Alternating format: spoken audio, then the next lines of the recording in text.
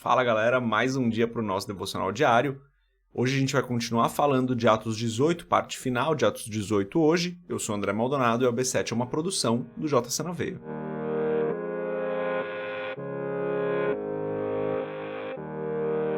Atos capítulo 18, a partir do versículo 22, diz o seguinte: Ao chegar a Cesareia, subiu até a igreja para saudá-la, e depois desceu para Antioquia.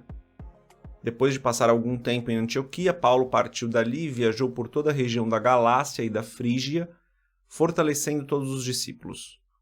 Enquanto isso, um judeu chamado Apolo, natural de Alexandria, chegou a Éfeso. Ele era homem culto e tinha grande conhecimento das Escrituras. Fora instruído no caminho do Senhor, e com grande fervor falava e ensinava com exatidão acerca de Jesus, embora conhecesse apenas o batismo de João. Logo começou a falar corajosamente na sinagoga. Quando Priscila e Áquila o ouviram, convidaram-no para ir à sua casa e lhe explicaram com mais exatidão o caminho de Deus. Querendo ele ir para a Acaia, os irmãos o encorajaram e escreveram aos discípulos que o recebessem. Ao chegar, ele auxiliou muito os que pela graça haviam crido, pois refutava vigorosamente os judeus em debate público, provando pelas Escrituras que Jesus é o Cristo. Até aqui, até o versículo 28, final do capítulo 18. Vamos fechar os nossos olhos, curvar nossa cabeça e fazer uma oração. Senhor, Tu és o Todo-Poderoso, Tu és o Deus dos céus e da terra, Tu és o grande, o maravilhoso, o perfeito Deus. Pai, eu peço, perdoa os nossos pecados, Senhor. Perdoa as nossas falhas, perdoa nossos erros, perdoa as vezes onde nós nos desviamos dos Teus caminhos. Perdoa-nos pelas vezes onde nós agimos fora do propósito que o Senhor tem para as nossas vidas. Perdoa-nos, Senhor. Tem misericórdia de nós, estende a Tua misericórdia sobre as nossas vidas hoje novamente. Pai, eu Te agradeço por tudo que o Senhor tem feito, pela Tua graça, pelo Teu amor. Te agradeço pela provisão de cada dia, Te agradeço porque o Senhor tem nos abençoado, nos guardado, nos livrado de todo mal. Te agradeço, Pai, por tudo que há de vir. Te agradeço hoje especialmente pela igreja local que o Senhor nos colocou. Te agradeço porque o Senhor tem usado pessoas para nos abençoar, tem usado pessoas para nos ensinar a Tua palavra. Te agradeço pela comunidade na qual o Senhor nos colocou. Eu peço em nome de Jesus, Senhor, que hoje seja mais um domingo abençoado. Que para aqueles que vão para o culto, que seja um culto abençoado.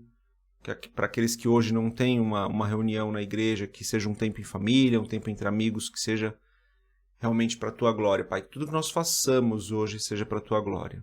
Guia-nos, guarda-nos, livra-nos de todo mal e esteja conosco em todo o tempo, é o que eu peço em nome de Jesus. Amém. Galera, aqui então, Lucas é o escritor de Atos, né? Ele faz uma pausa na história de Paulo para falar da história rapidamente de Apolo. Apolo foi um grande pregador da palavra. A gente lê no versículo 28 que ele refutava vigorosamente os judeus publicamente, provando pelas Escrituras que Jesus é o Cristo. Ou seja, ele conseguiu provar para muita gente que Jesus era o Cristo. Ele era uma pessoa muito, aparentemente, que tinha uma dialética muito boa, né? Falava muito bem, se comunicava muito bem. A palavra também diz aqui que ele era muito culto e ele era instruído nas Escrituras. Então, realmente uma pessoa aparentemente preparada aí para a propagação, para a proclamação do Evangelho. A gente lê ao longo das cartas de Paulo que Apolo realmente alcançou muitas pessoas, tá? Então, a gente vê alguns momentos aí onde Paulo fala de Apolo, e inclusive pessoas discutindo se eles eram de Paulo, se eles eram de Apolo, e Paulo fala, gente, pelo amor de Deus, somos todos cristãos. Mas Paulo vai citar então Apolo algumas vezes. O interessante aqui, galera, não é nem falar de Apolo, é novamente falar de Priscila e Áquila. Que casal abençoado, né?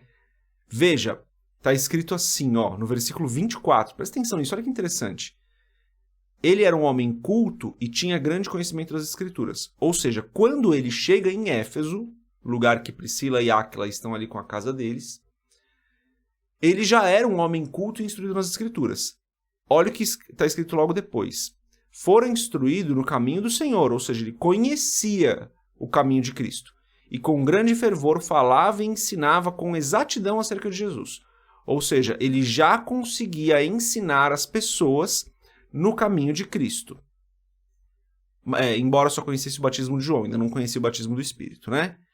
Daí, no versículo 26 fala assim, ó, quando Priscila e Áquila o ouviram, convidaram-no para ir à sua casa e lhes explicaram com mais exatidão o caminho de Deus. Olha que coisa maravilhosa, né? Priscila e Áquila veem esse homem que já falava poderosamente, que já ensinava poderosamente, chamam ele para ir para sua casa e ensinam ele. Maravilhoso isso, galera. Maravilhoso isso. Primeiro por ser um casal, a gente falou disso ontem, né? Por Priscila ter um papel ativo ali no ministério, ensinando Apolo, inclusive. Mas também para nos lembrar, galera, que por mais que nós andemos muitos anos com o Senhor, conheçamos as Escrituras, tenhamos estudado o grego, o aramaico, a história da igreja, a história do povo de Israel, a história de Roma, não importa o que você tenha estudado, a gente sempre tem espaço para aprender com uma outra pessoa, né?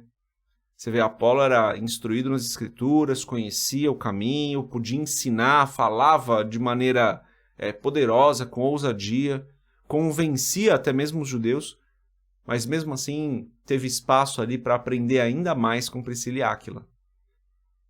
Então, que a gente possa sempre ter um lugar de humildade, sabe? E entender que com pessoas diferentes nós vamos aprender coisas diferentes. Apolo poderia muito bem ter falado, não, eu já sei o que eu preciso. Olha o que eu estou fazendo aqui. Vocês viram o que eu estou fazendo. Olha como as pessoas me ouvem, olha como eu convenço os judeus do caminho. Mas não, ele também se colocou ali numa posição de humildade, foi até a casa de Priscila e Áquila e aprendeu com eles. Isso é muito importante, gente. O reino funciona assim, né? Um está falando ousadamente ali, o outro está ali no discipulado, em casa, ensinando aquela pessoa que está falando ousadamente. Está cuidando para que ela conheça cada vez mais. O reino de Deus é assim. Um está ali em destaque, o outro está trabalhando um pouquinho mais no backstage, né? Está trabalhando um pouquinho mais ali atrás do palco, por assim dizer. Estou fazendo uma analogia aqui com um show, né? Apolo estava ali falando e pregando e aparecendo, e Priscila e Áquila estavam ali dando suporte, falando, você tem que falar assim, o caminho é dessa forma, isso aqui você ainda não sabe, você precisa aprender. E Apolo continuando o ministério dele, Apolo trabalhando no coração dos judeus ali, falando ousadamente das Escrituras, provando que Jesus é o Cristo.